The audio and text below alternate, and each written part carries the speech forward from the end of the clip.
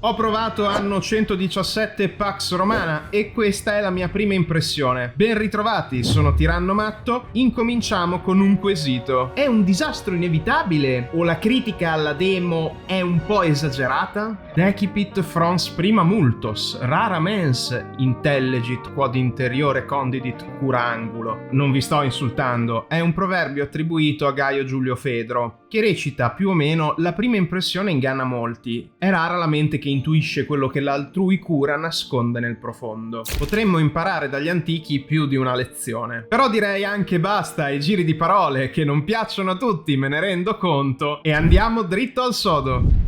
Leviamoci il macigno dalla scarpa subito partendo con i contro, perché sulla pagina di Steam della demo di Pax Romana sono arrivate tantissime recensioni negative. Per quale motivo? Il primo fra tutti è il limite di tempo, oltre a una nutrita serie di limitazioni proprio sulle cose che possiamo fare comunque all'interno di quest'ora di gioco. In questa demo non possiamo salvare la partita e riprenderla dopo, abbiamo un timer di un'ora. Quando chiudiamo è finita. Capisco la scelta di Ubisoft Mainz, in realtà non ne voglio fare un punto estremamente negativo per questa prima impressione, perché alla fine mi ero detto di non esplorare in maniera super autistica come è mio solito ogni piccola cosa per poterne parlare. Volevo un'esperienza a caldissimo e così ho iniziato prima nello scenario di Albione, ovvero l'isola britannica, e dopo nello scenario del Lazio. Dunque ho deciso di non progettare un castrum romano, ma di andare un po' a caso e provare, sperimentare, vedere un po' le meccaniche di gioco. Essendo un giocatore sporadico della serie anno, non è che fossi proprio a mio agio e mi sono anche chiesto come mai una demo pubblica non fosse capace di accompagnare un pubblico potenziale che non ha mai avuto a che fare con il franchise, così da far approcciare al meglio le meccaniche di gioco. L'unica cosa che ci viene spiegata subito è che siamo partiti con una nave e che potremo controllare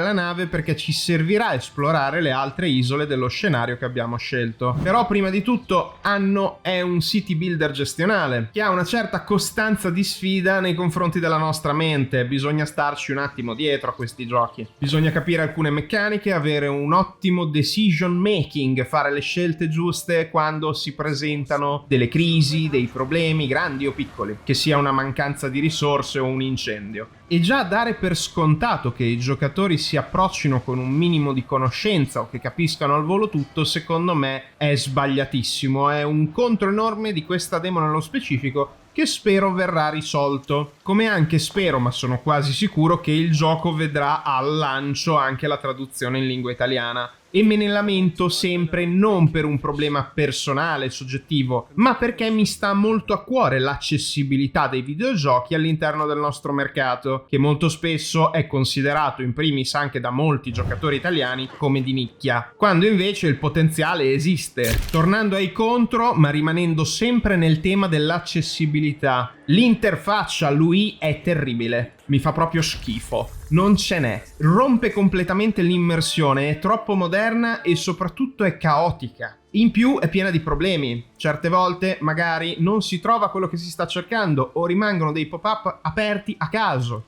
Vabbè, niente di tragico, potevano scegliere un design grafico differente, più antico. Spero solo non facciano dei DLC a pagamento per le skin dell'UI e che sistemino i bug in fretta. L'ultimo contro riguarda la performance, che è stato un elemento veramente criticato tantissimo nelle recensioni di Steam. Io non ho un computer di ultimissima generazione, ma un paio di anni fa era il non plus ultra. È un ottimo computer fra processore, capacità di RAM e scheda video. Ho installato il gioco su un SSD estremamente veloce e subito mi sono reso conto che in ultra wide Full HD, perché io non ho il 4K, c'erano dei piccoli problemi di performance. FPS veramente risicati. Ho dovuto litigare tanto con le impostazioni di Nvidia per riuscire a giocare serenamente senza crash. Passiamo ai pro, ce ne sono molti anche qui, però li riassumerò di più. In primis, dalla questione della performance, posso garantire che comunque la qualità grafica e l'immersione grafica stessa ci sono. È Roma come non l'abbiamo mai vista prima d'ora in un videogioco. A livello di dettagli, di complessità, con la scalabilità della qualità grafica, appunto, che bisogna un po' sistemare, spero verrà ottimizzata, certo, ogni sistema comunque riesce a garantirci un'immersione assurda. E devo ammettere che sia nello scenario di Albione, in cui possiamo formare una società romano-celtica con una serie di benefit di varia natura, con uno stile, con le risorse anche dipendenti dallo scenario, sia nel Mediterraneo Lazio, abbiamo tutti gli elementi per creare da zero una fondazione realistica di una città romana. Abbiamo dei livelli di meccaniche, di difficoltà, di integrazioni, di sistemi anche più strategici e meno gestionali molto interessanti, dalla diplomazia, che suppongo sfocerà anche nella guerra, perché parliamo di Roma e nonostante si parli di Pax, suppongo ci possano essere dei conflitti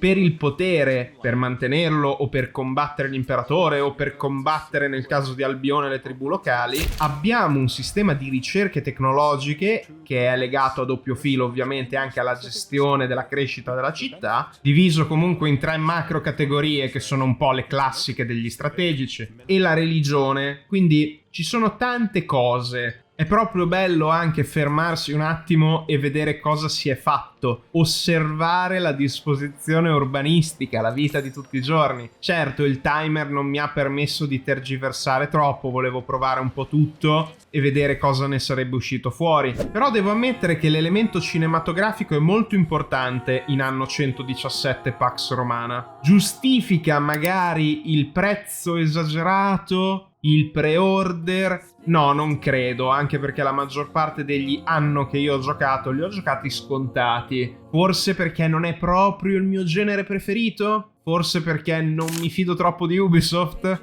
Anche lì è un insieme di fattori. Il pro, comunque, su questo è che abbiamo tempo per decidere. Cioè, non valutiamo la demo come un torto perché ha tempo limitato. Infatti vi invito a scaricarla e non solo darci un'occhiata da me o da altri content creator, ma proprio provare quello che è a disposizione adesso.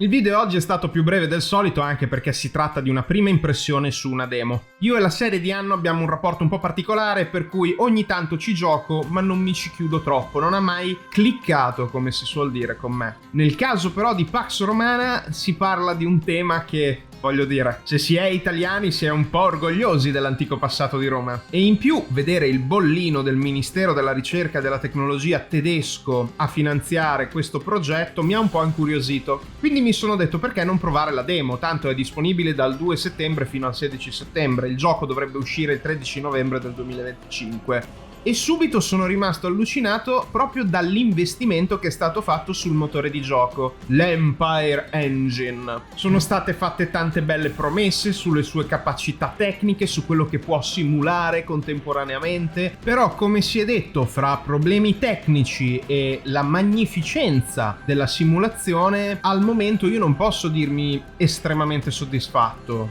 Sono molto in campo neutro. Infatti, la mia prima impressione è che la demo non rappresenti il prodotto finale, ma che al contempo non valga poi così tanto la pena, come si è detto, per il prezzo, preordinare questo titolo. Insomma, ci sono molti contro, ci sono molti pro. La speranza che possa essere un gestionale degno di nota rimane. Al contempo però, in quanto adesso content creator, mi devo porre anche dei quesiti un pochino più nel merito su quello che voglio fare, su quello che posso fare e su quello che effettivamente farò. Se non avrò una chiave di revisione, anticipata o meno, li spenderò questi soldi al lancio? A volte cavalcare un'onda non sempre funziona. Altre volte seguire una passione non paga, quindi suppongo voi possiate perlomeno provare a comprendere il mio stato d'animo. Al momento Anno Pax Romana mi sembra una scommessa completamente incerta. Una parte di me vorrebbe giocarlo, ma ciò che ci viene promesso al day one, con già una roadmap di DLC, mi lascia perplesso.